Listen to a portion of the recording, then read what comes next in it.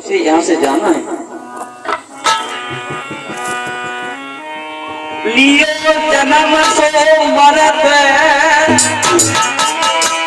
धीरज लमी दीजिए एक बार पुचकार के माँ प्यार मोत कीजिए। हे मैया, जिसने जन्म लिया है उसे एक दिन यहाँ से जाना है। मैया रोना मत। हमारे जाने के बाद रोहित रो करके मैया को समझाता है, तू ये समझ लेना कि तूने किसी पुत्र को जन्म नहीं दिया माँ। तो मैया रो करके बोली है, बेटा बेटा जा दुखिया मैया को अब किन पे छोड़े जाते हो। अब धर्म के मला बन करके मेरी नाव डुबाते जाते हो।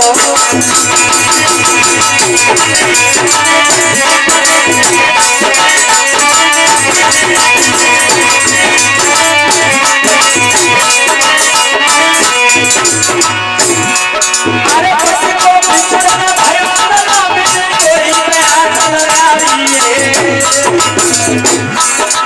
अब तू तो छोड़ लाला अपने कैसी गरीब छुड़ाई है।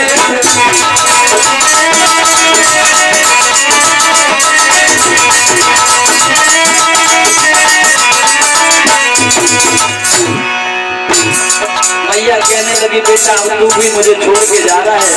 तो अंतिम सांसों में एक बात कही है, मैया कहे मैया मुझसे कहना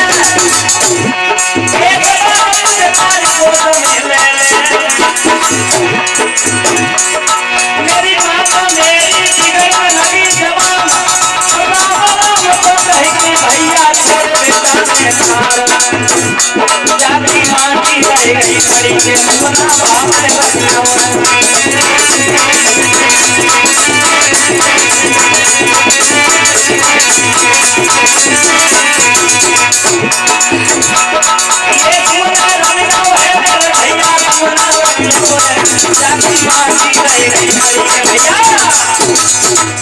मेरे प्रिय भक्तों, इतने शब्द राम का नाम लेकर के रोहित ने अपने प्राणों को छोड़ दिया।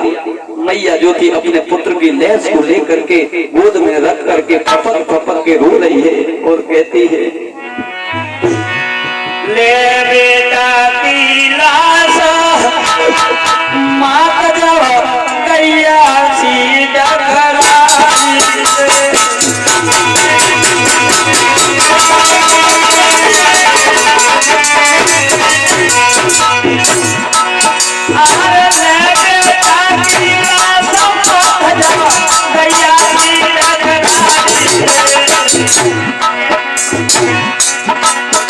अरे लकी सी भर गई बात की टूट गई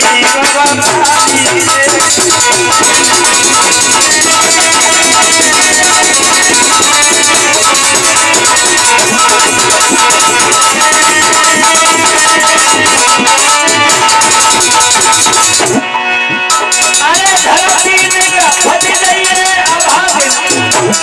कोई भी जान सवारी धरती में फट गई वो बात में कोई भी जान सवारी।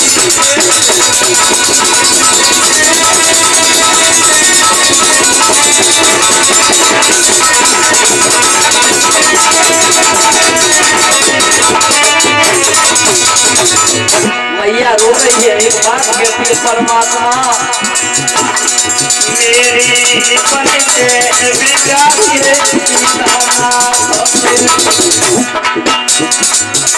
बन के बिगाड़ियो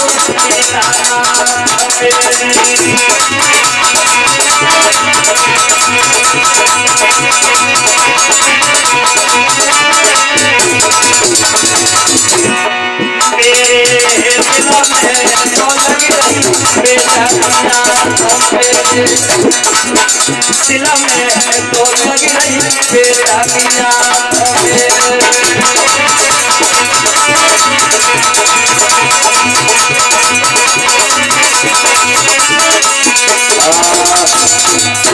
मेरे प्रिय भक्तों, मैया अपने पुत्र की लैस को लेकर के फपक फपक के रो रही है।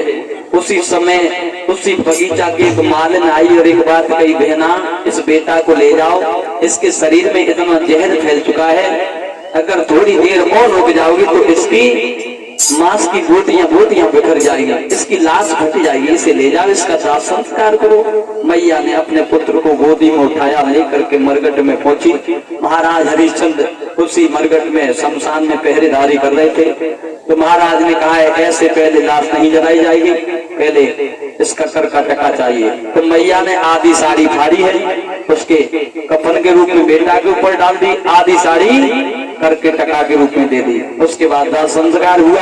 दाह संस्कार होने के बाद मैया एक गांव से बाहर एक मंदिर था, उस मंदिर में आकर के गिर जाती है। विश्वामित्र ने एक चाल करी, किसी का एक पुत्र उठा लाए और उसी के पास डाल दिया। गांव में आवाज लगा दी कि गांव के बाहर जो मंदिर है उसमें एक डायन आई है और वो बच्चों का कत्ल कर रही है। तो महाराज हरिश्चंद्र को कालू नाम के मेहतर ने बुलाया और एक बात कही, गांव से बाहर एक मंदिर है उसमें एक डायन आई है, उसको मार के आओ। तलवार लेकर के महाराज हरिश्चंद्र जैसे पहुंचे, जैसे तलवार को मारना चाहा तो एकदम से भगवान विष्णु चतुर्भुजी रूप में प्रकट हो गए। वहीं विश्वामित्र आ जाते हैं और कहा ये रानी तुम्हारी निर्दोष है, इसका कोई दोष नहीं है। तो जवाब दिया तुम्हारा पुत्र कहाँ है? कि पुत्र तो किसी सरफ ने डस लिया। आवाज लगाओ। जैसे आवाज लगाई है रानी तारा ने रोहित का नाम लेकर, तो भगवान विष्णु की कृपा से रोहित पुनः दोबारा से जीवित होकर के आ जाता है। मैया ने अपने सीना से लगा लिया, बड़े प्रसन्न हुए। भगवान ने वरदान दिया है और स्वर्ग से विमान आता है, उसमें सारा हरिश्चंद्र बैठ करके और रानी तारा वैकुंठ के लिए प्रस्थान करते हैं और रोहित को उस अयोध्या का राजा बनाया। बोलिए सद्गुरुदेव भगवान की।